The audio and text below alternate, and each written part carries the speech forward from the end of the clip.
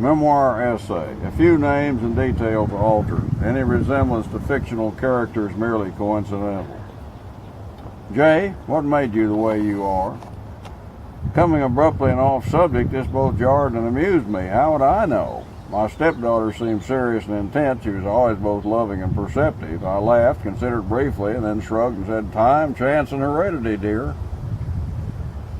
It ruffled me, though, and I mulled it over as I drove away from the hotel. But much later, trying to answer it for myself, I fixed on a time that more than any other helped to form me.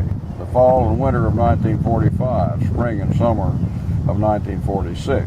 Many times I'd sat late thinking of that stressful period of dramatic change in my life, the life of my family, and for our nation, the beginning of a long era of real politic and presidential wars. Now long retired, I live alone in this forest valley with my dogs and a few helps, kerosene lamps, a typewriter, books, a battery radio for news and weather warnings.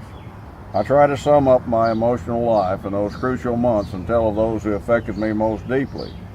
My father and stepmother, T.M. and Vida, Harold, Jack, Zach, plus others, even an animal or two, the Jenny Mules, my dog Brownie. During those months I came more fully alive, began to savor and hold in mind certain happenings that lent meaning and taught life lessons, stressed and strengthened me. I yearned fruitlessly for a girl, but also learned to cherish a human or a landscape for themselves, their unique value.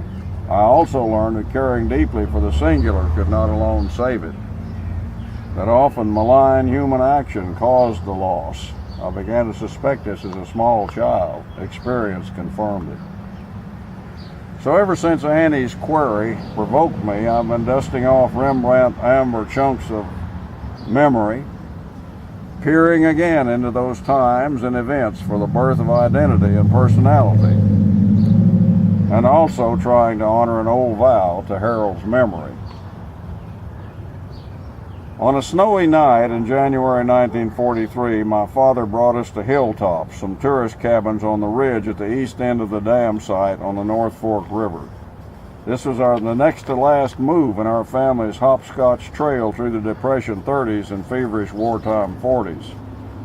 From the home farm in eastern Kansas, my birthplace in 1930, T.M. took us to the southwest Missouri Ozarks, 1932-34, back to eastern Kansas, 1934-36, down to the East Texas oil fields, 1936-38, then on to pre-war defense sites in South Mississippi, 1938-39, and to coastal Alabama, 1940-41.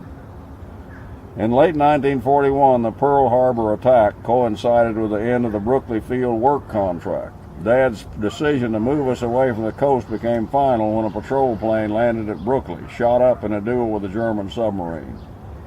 T.M. quickly built a small house trailer and moved us up country to Harrison in the northwestern Ozarks of Arkansas. I was as happy with the town and setting at Harrison as I had been on the bayfront at Mobile. I rambled the hilly terrain and fished a sparkling little river. Besides, at Mobile, the housing shortage had us living in a wood-floored army tent just yards from the airfield entrance. But in Harrison, we moved into a partly furnished house with a select small library. I read avidly, my first real exposure to books such as Hardy's Far from the Madding Crowd, Gauchier's Sappho, A Life of Benjamin Disraeli. And then after a year or two, T.M.'s job with a local coal and butane firm ended when his boss moved away with serious health problems. With few jobs in the area, T.M. made inquiries, loaded up the trailer soon after Christmas, and whisked us off to the nearest large construction site, the dam. As the move from Harrison loomed, I wanted to beg Dad for the first time to find some way to stay. I was almost ill from lack of continuity, stability. I'd also fallen into love or fascination with a lovely blonde I followed part way home each day from school. I spoke to her for the only time to tell her we were leaving.